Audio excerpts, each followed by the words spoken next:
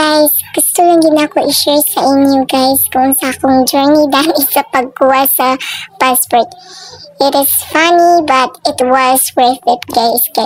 Actually guys, ato pagi kong 2022 nagplano nga makuha og passport.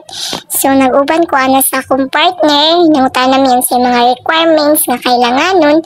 So mauto guys, nalagi tayo mga unforeseen nga umaabot nga problema. So instead nga nanang takoy kwarta ato nagamit sa uban. So wala na po ko kadayon. So next na pod, anhin na pod mi diri. So kauban ang partner gyapon ako kung kauban ato nga time nga nangutan nami 2024. So mauto siya kay basi nagbago na lagi ang kuan ilang mga requirements nga pangayoon.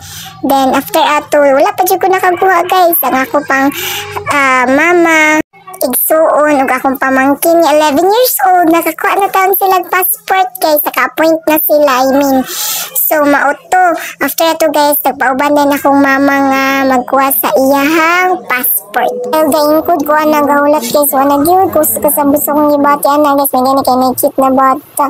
So mo na guys ako number R163 diha lang ka magulat-ulat. So bantayan lang na nimo guys kung tawagon na imong number. Sa mga naay plano na magkuha passport guys, una niyong buhaton is mag-appoint mo through online guys. Taganon dahin mo anang schedule.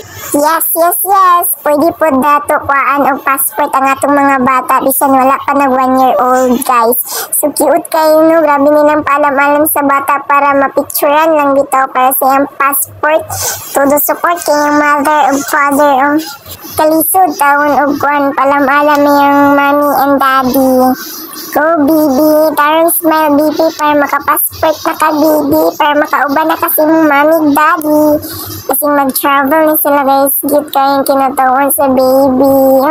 Napatuko na gid siya guys. And luckily napicturean na gid siya tarong.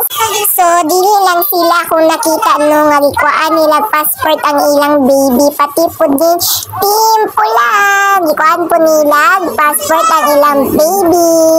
So katong time nga ako na picturean guys, dapat siya dili ka mag-earrings, mag-printas o nag-eyeliner man ko ana nga time guys. So gipakuha ni ma'am, so mauto mo na siya mga bawal.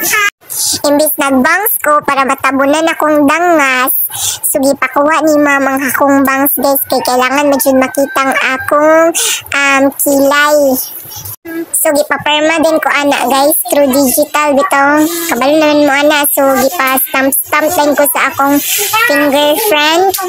Kita man siguro tanan no nangandoy nga matuglaing lugar or maka-work. Siyempre work man gid atong purpose pa kay bisud po kaayo no matura ta to mag-travel unsa daghan kitag savings para ma-afford na tuglaag-lag. Ay siguro kung dato ka afford gid na nimong laag-laag sa laing lugar.